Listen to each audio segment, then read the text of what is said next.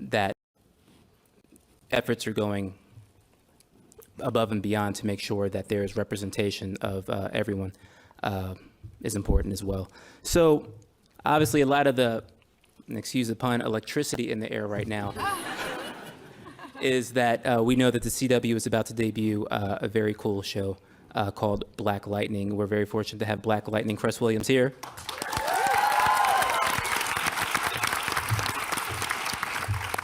And Cress, the first question I have for you is, because let's face it, when it comes to black superheroes, there is a small Mount Rushmore. There's that feral guy at the other company who's coming out next month.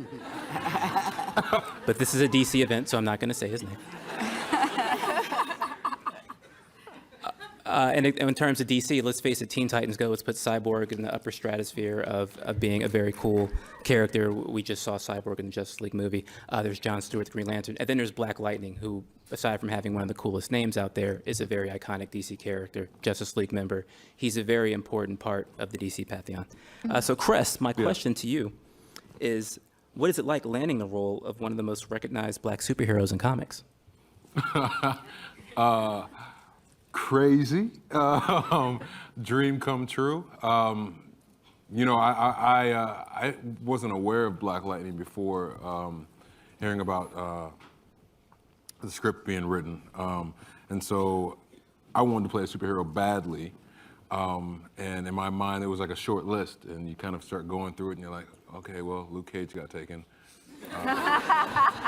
Okay, well. Oh, there goes Black Panther. And but then when this came to me, I mean, selfishly, he's the best in my opinion. So I'm so excited. I mean, just to play these dimensions and to play this character. Yeah. How is the suit treating you? Because we know that's an experience for actors when you actually have to put on the suit, right? Yeah. Well, when I first put on the suit in this like little industrial area special effects shop, and I saw myself, I just literally wanted to run through the wall. I just felt like I was just like, and I was ready to. We got kids in the audience. I was ready to fight. Let's put it that way. I'll put it that way. The practicalness, though, I have some war wounds, but I wear them proudly because then I can tell my kids, yeah, so I got that burnt there and I got bruised here, and you know. No, it's fun. It's fun. Now, right next to you, we've got to both sides of you, we've got the husband-wife duo, the executive producers of Black Lightning, Salim Akil and Mara Black Akil.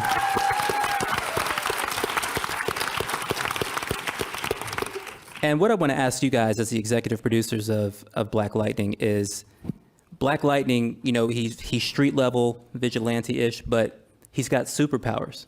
And when you have a character that takes it to that next level by having special abilities, it can be easy to just get lost in that and dive into the fantasy aspect of it. But what you guys have done with Black Lightning is, yes, Cress is playing a superhero, he's out there, he's got the mask on, he's fighting crime, but you're also taking a deep look into the man behind the mask and giving a look into the life and the perspective of an African-American man who's not only a father, but has to deal with being a black man in society. So can you guys talk about, it's a superhero show, at the end of the day, you know there's certain things that have to be there for that fan base, but making the decision to not turn a shoulder to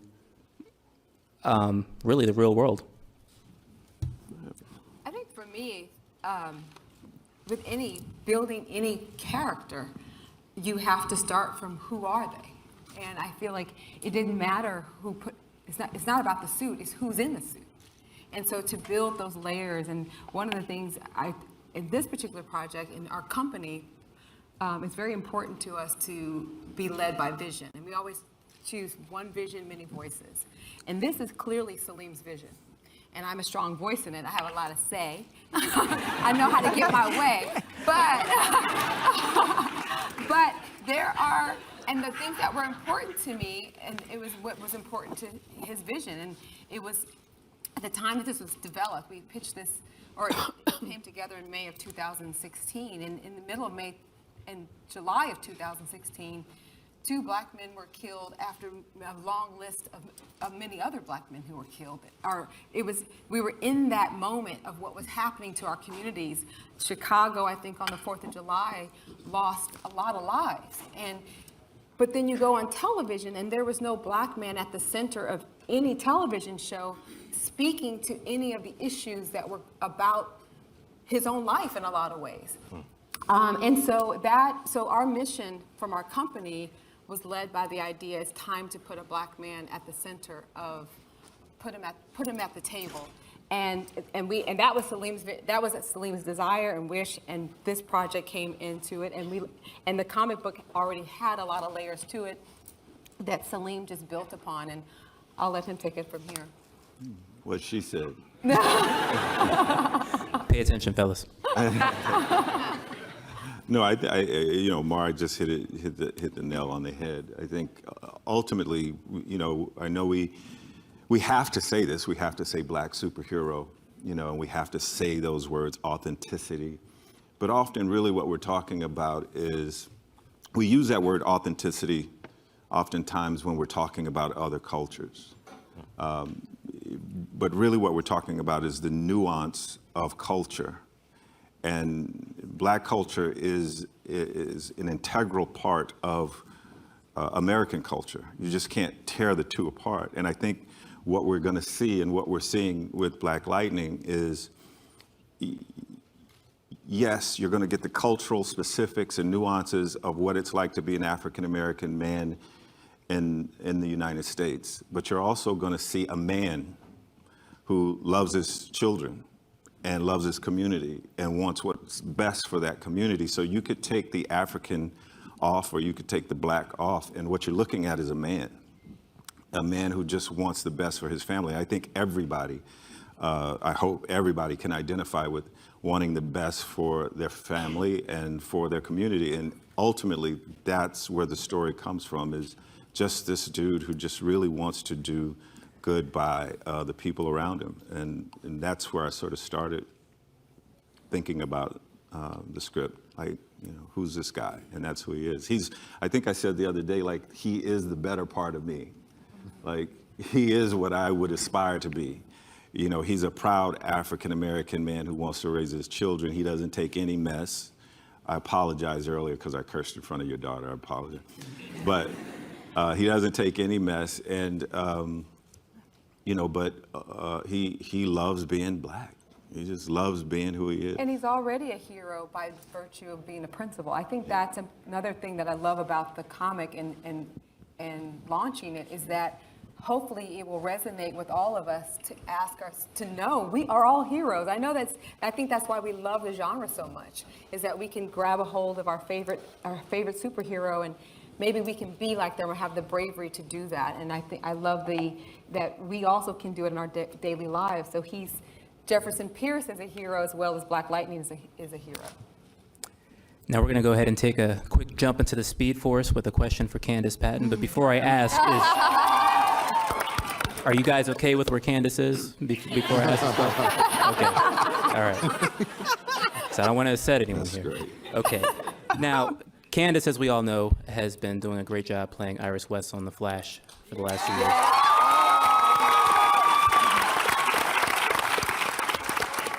And one of the things that has impressed me the most about her performance in this role is, we all know, we're all historians here of DC Comics. Iris West is not a black character in the comics. She is now. She was once the New 52 came along and things like that. But that previous 5-6 decade history, Iris was a white character. She is breaking boundaries. That's pretty much what I'm. Thank you. That's breaking boundaries. So my question to you, Candace, is one of the biggest things I noticed in the success of Candace's performance as Iris West is, for the Flash movie, they cast Kiersey Clemons as Iris West. And don't think for a second that would have happened if it weren't for the fact that they saw that it worked with Candace playing Iris.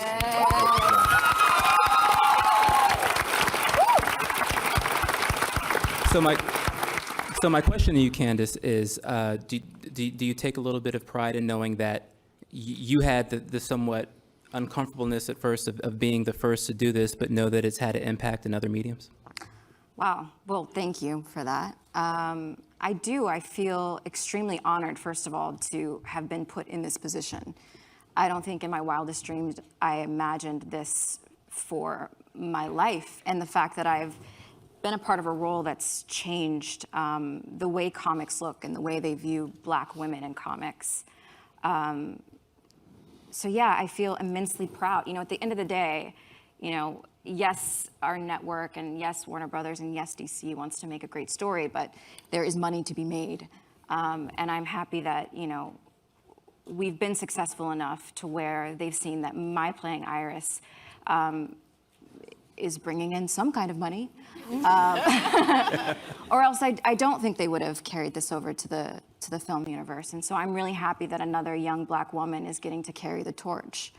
And so, generations after this will remember Iris West as a Black woman. That's a very, very cool thing.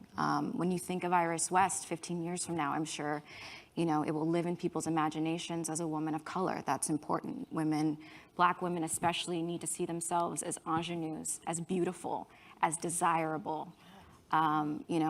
Yes, we have our own ideas of what is beautiful, but so often what we think is cool or fashionable or beautiful, it's being sold to us in mediums like TV and film and advertisements. And for so long, we've been told that being skinny and blonde and blue-eyed is what's beautiful, and it is very much beautiful, but there are other kinds of beauty, and I think, it's not about the way that I look, it's just, Iris's personality, her strength, her character, is being put on a platform every night or every Tuesday night for the last 3 years. And people are seeing beauty in her, and that's important so that young girls that look like me feel beautiful and feel desirable and feel important and feel smart. I'm very proud of that, and I'm very proud that that's continuing into the film universe.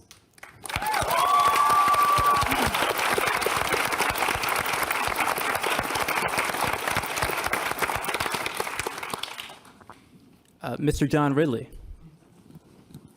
thank you for being here.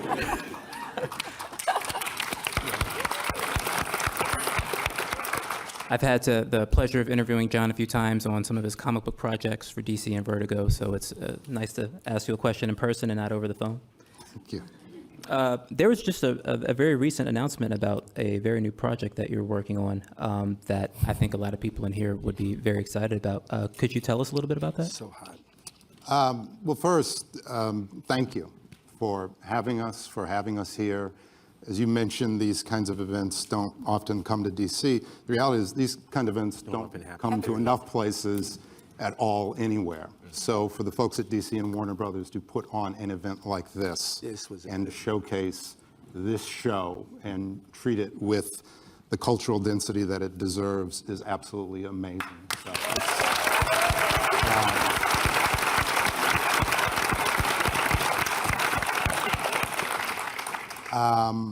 in answer to your question, no.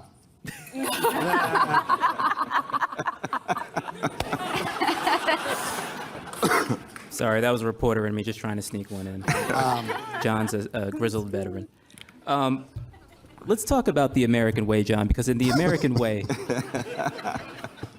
which we can talk about, Yes. you dealt with a story that had a Black hero in a world that wasn't ready for a Black hero, that the time sociologically just wasn't right. Can you talk about pinning that tale and why it sometimes is important to, when telling the story of heroes of color, maybe taking them back to periods where they might not be able to shine as bright as they could? Well, I've always been a student of history. I love history, and there was a story that I'd heard. It may have been an apocryphal story, but at the beginning of the space program, as Kennedy was talking about this new generation and the best and the brightest, Lyndon Johnson, ironically, who is obviously from Texas, thought if one of the astronauts were a person of color, a Black man, it would abort many of the conversations that were being had about race and who deserved a seat at the table. And the space program, a lot of it was agitprop. That's a reality. It was certainly an amazing program, but it was about being better than the Soviets. So for me, I thought it would be very interesting if what if there was a government superhero program, and it wasn't necessarily nefarious, but it was agitprop, and somebody said, well, we need a black hero. And it was an individual was inserted into the conversation before society was ready, which is basically the way it always works. It's not about people being ready, it's about things being necessary. So the fact that, 10 years ago, and this was unbelievably, it's just remarkable to me, this was before President Obama. This was before, it was still, you would put a black man as president in a TV show, it was science fiction. Right. That's how you knew it was science fiction. It was If 20, Morgan it was Freeman 24 or whatever. Right? the president. Morgan Freeman. Asteroid's going to destroy the Earth. We're going to frighten people. No, make Morgan Freeman the president. They'll know it's not real. They'll know it's not real. So to have the opportunity to do it was amazing, but to have the opportunity to revisit it was even more amazing. 10 years later, to be 10 years older and be in a space where, hopefully I'd matured. But that was remarkable. But if I can say one more thing, and I do want to, I'm not trying to dodge the work I am doing, but much of this weekend is about Black Lightning and this TV show, and I want to be honorific to that. Yep. When I was a very, very young man, a long, long time ago, early into comic books, I discovered a store where they'd put the comic books in the brown paper bag and hand it to you, and I was, maybe 10 years old, and it was just amazing. Every comic book day was Christmas, because you'd pull things out. And I remember then, the day I went home, and pulling these comic books out, and one of them was Black Lightning. And I think for a lot of you, you will not have that feeling of pulling something out of a bag and being so stunned by it. We have this run-up and we have this publicity, and it's all great and well-deserved. But to have lived long enough where it's not pulling the surprise out of the bag, but it's being presented to all of us as entertainment, mainstream entertainment, network entertainment is amazing. I honestly... It's almost like that, Ken. But I think, it's like some people never experience Star Wars in a movie theater. Some of you will never experience that surprise of, wow, somebody actually did this. Mm-hmm. Somebody actually heard me. That these are great, but I wish one of these characters looked like me. Mm-hmm. Or as an extension, certainly was a similar gender, a different orientation, an orientation outside of my own. So I don't know if people realize how remarkable it is what everybody is up here has done, how they've inspired us, this gentleman here. Yep. I do not know. Yep. When we create, I'm going to say this and shut up, but when we create, there is an implicit invitation to the rest of the world to join in. And I think a lot of us, we don't realize that we need to, if you invite somebody, you need to have the house ready and welcoming. So that's a reminder of what you all have done. Again, from all these folks who've advocated, who've presented, who've starred, who've shared their work. You have no idea how hard it is to do this sometimes. Thank you. Oh, thank you. Wow. Thank you. That was so nice. Let's take a dive into the Milestone universe, shall we? Yes.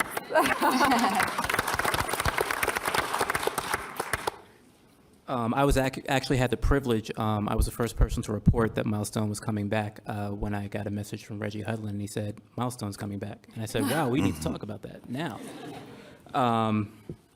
It's been a long process. We're almost there. We're fortunate enough to have two people here who are part of that process, including a founding father of Milestone and artist, Dennis Cowan. So Alice and Dennis, my two-part question to you guys. Alice, how does it feel to be a part of Milestone 2.0 and helping bring that world to life? And Dennis, how important is it as an artist of color? It's one thing for a major entity like Warner Brothers in DC to create a black character, create a black superhero. It's a whole nother thing when you say who's going to be the voice and artistic style behind it. So how important would you say it is to not only create characters that everyone can relate to, but make sure the people doing the creating are giving an authentic representation? That's you want me to answer? Whoever. That's whoever such a big question. Oh my God. I think it's well, obviously, I would think it's very important for the people. I think it's amazing that we're living in this time now that all this stuff is happening. We talked about this a little bit earlier. So let's just start out there. John Ridley had pointed out that feeling, and I was just thinking, you know what? Seeing Black Lightning on TV, seeing the Black Panther in the movies, at this time is an amazing experience for somebody like me, because I feel like a kid again. You know, I see the ads on TV for Black Lightning, I about lose my mind. Because I've never seen anything like this before, not live action Black superheroes where they weren't making fun of you, where they were not making fun of you, right? Where it wasn't, not to put things that Meteor Man or something like that. This is like, wow, this is like a real superhero stuff. So I'm amazed. The fact that there are Black people behind it, it's even more amazing. That's like, that's what? You know? We talked about this before. You know, talked about Black Lightning a little bit. What was the last, other than Static Shock, which was animated, earlier on, has there been any Black male superhero dudes in the lead carrying the show? No. Steel movies. I like Shaquille. That's my man, but Don't bring steel into this.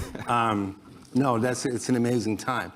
So that circles back to the original question, right? Which is, okay, it's happening in movies, but it happened in comics. We did it with Milestone. You know, one of our important things was doing multicultural characters. And in all honesty, when we started Milestone, it was like, Black comics done by Black people in a Black way. It was so original and innovative in the 90s. But it took someone like Dwayne McDuffie, whose name should be mentioned, of all,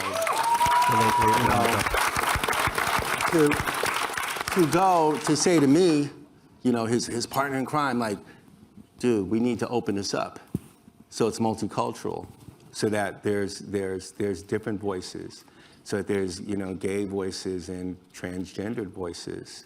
And we did a lot of stuff back then, all being done by the people who were those people, you know, who were the Black artists and the Black writers who lived that experience and were able to filter it out through the comics. That was our mission, and that's what we did. So I think it's very important. I think it's important for a new generation to do that too. Yes. I think, particularly on this Martin Luther King weekend, it's really exciting for me to be here with Milestone and also with Black Lightning, because I'm also a professor. I'm a professor at Vanderbilt University. I teach African American literature. And I focused on, one of the things I focus on is African American children's literature. And this couple behind me and this man here, who is an icon in this area, John, they are working in the tradition of W.E.B. Du Bois. Du Bois had the Brownies book. He understood that children's literature that's cross-written to adults, he didn't have, that it would help form the politics of the future. And I think right now that these actors and writers and producers are helping create the text that will make sure actually our reality is better in the future. So I'm really excited to be a part of that. And I think that what I love about Dennis and Reggie Hudlin bringing me into this is I do bring, you know, a Black girl magic, a woman. Yes. That I was that little, I am 58 years old. I was a little girl in Detroit who my first thing I ever wrote was myself into a Batman script. And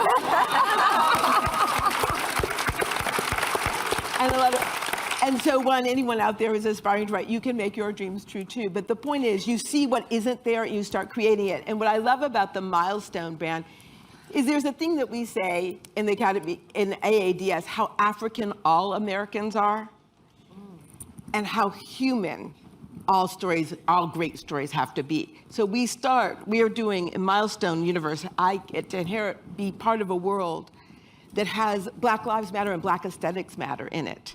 That is the Black Lightning world, but it is used not to be racist, but to be universal. We're making our tent very big.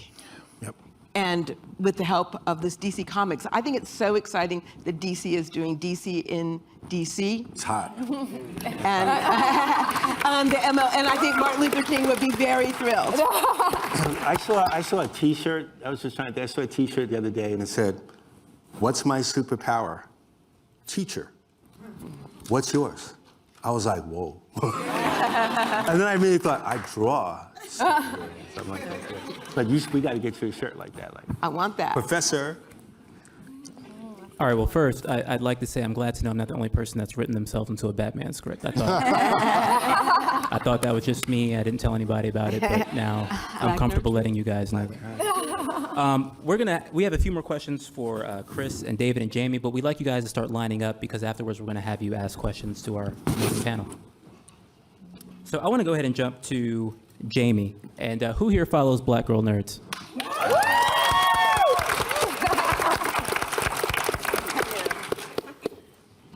Black Girl Nerds, I've been really impressed, and it's really been an honor to follow them over the years and see how much they've grown. Social media is such a big part of everything we do now, especially entertainment.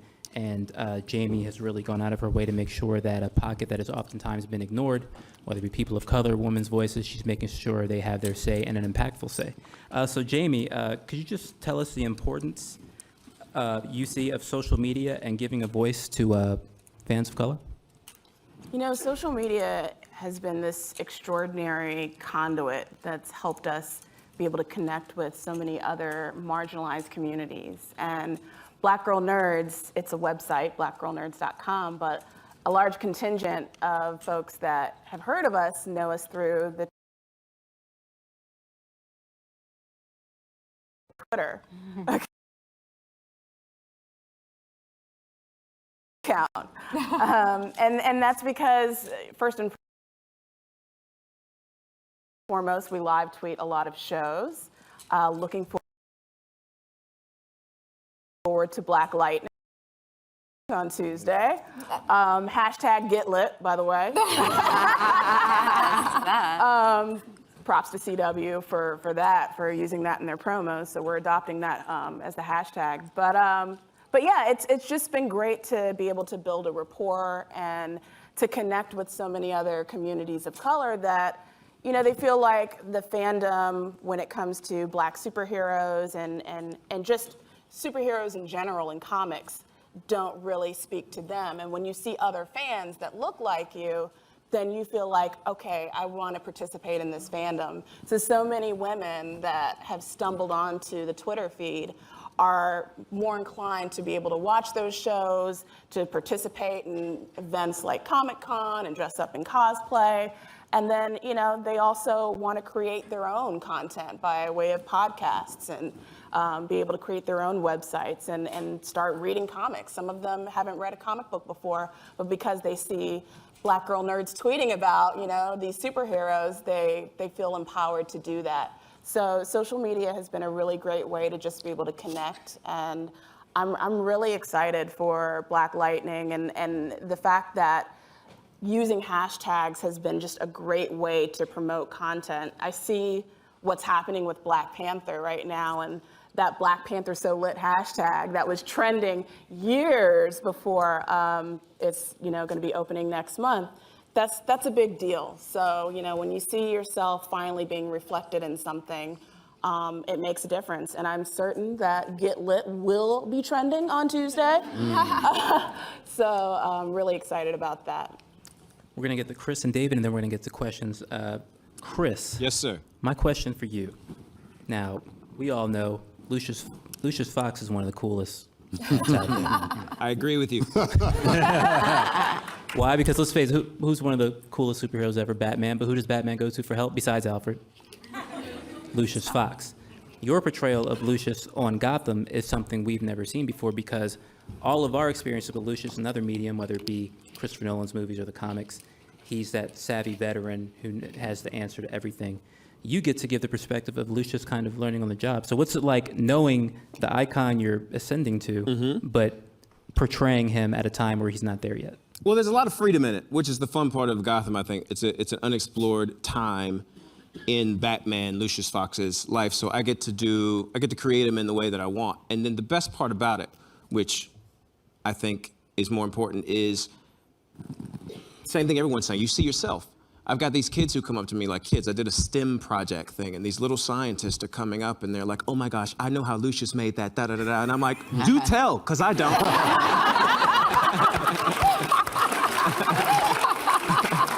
And so it's like this accidental activism of being just a brown person on television who's the smartest person in the room, who doesn't fight anybody, who is kind and observant, and is the most empathetic character on the show. Is this awesome little thing that I didn't know was going to be the gem of this gig. Like, I was just doing the job because, like, 12 years a slave and underground, you can't sleep at night. It's depressing. Just as I intended. And necessary, and like the very obvious activism in our artwork. And then doing this job, which I was like, I'm just gonna take a little break and then I'll get back to it, yeah.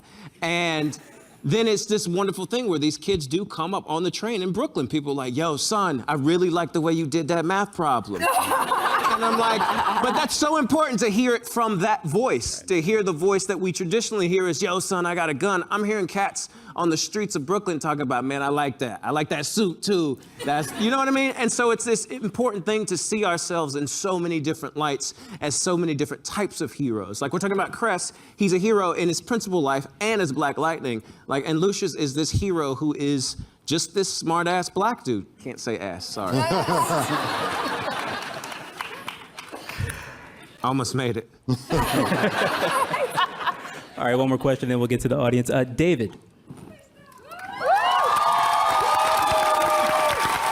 Can I just say before you ask me the question that I'm probably the only black Englishman in the room, and when I was growing up, the only heroes who looked like me were black Americans.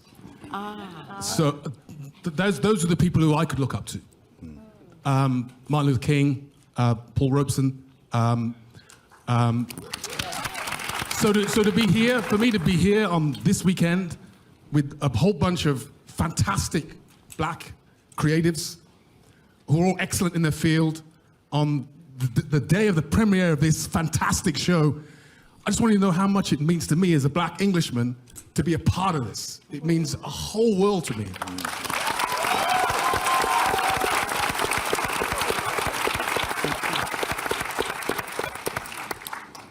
David, you get to play 2 iconic characters. 3. 3, I'm sorry. Get it right now. Get it right. Get it right. Get it right. Sorry, I'm not as smart as Lucius. Sorry. What was it like? Because I got faked out by Supergirl the first season because when his eyes started glowing red, I said, "Oh, that's the cyborg Superman. I'm so smart. I'm such a nerd. I know what it is." And of course, it was the Martian Manhunter. But then you did have the opportunity to portray cyborg Superman as well.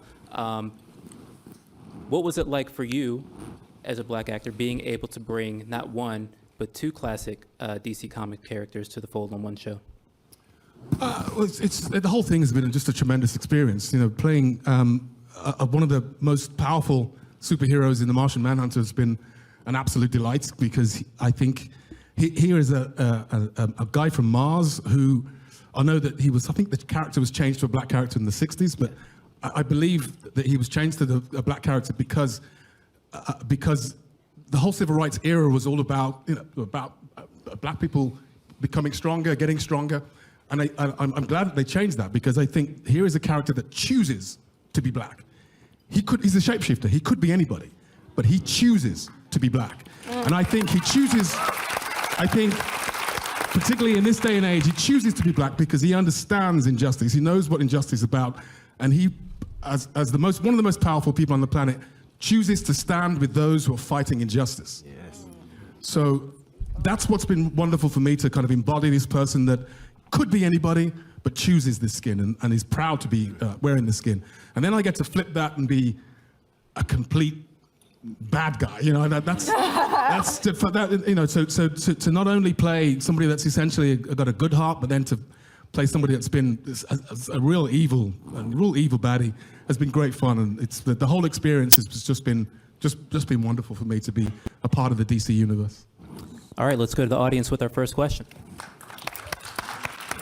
Hi, everybody. First of all, thank you so much for being here. I'm really excited for Black Lightning, and what I like about it is that it kind of goes head on about, well, I haven't seen it obviously, but it seems like you guys are going to discuss things like police brutality, Black Lives Matter, all that stuff.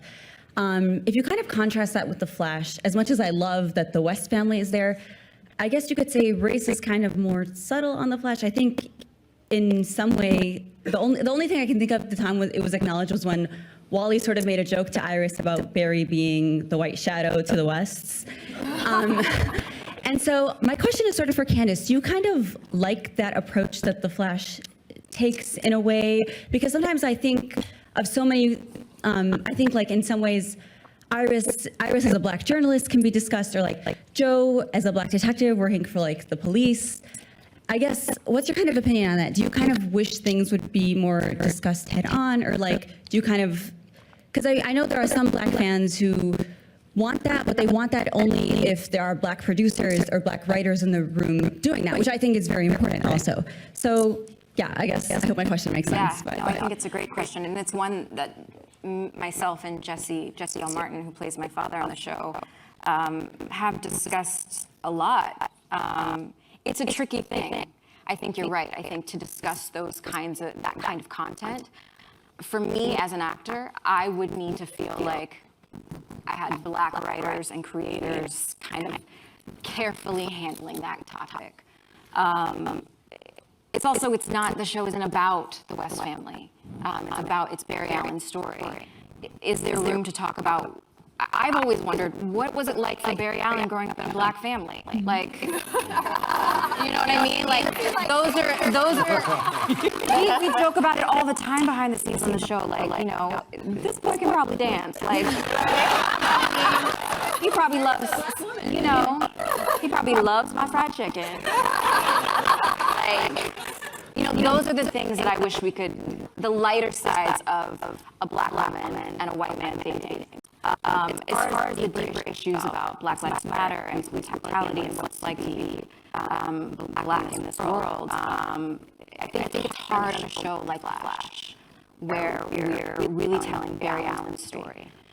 Which is why I'm so excited as a Black woman, as a fan of comics, that Black Lightning is coming to the CW, and that it is that Celine at the helm to deal with those storylines. I think Black Lightning is in the best hands, and that is important.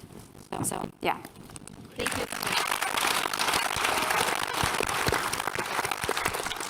And we've got a question on the right side.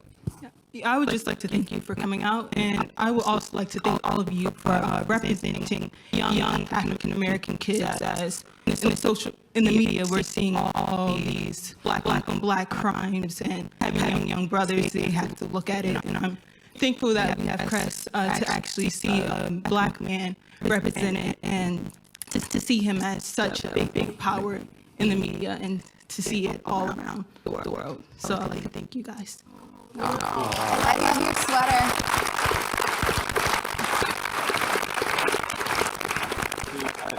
I told y'all earlier I was sensitive. Y'all got. Y'all, come on. I am sad to report that is the end of our panel. I wish it could go on forever, but A little more. thank you guys so much for joining us. This has been a lot of fun. Be sure to follow all these fine people on social media.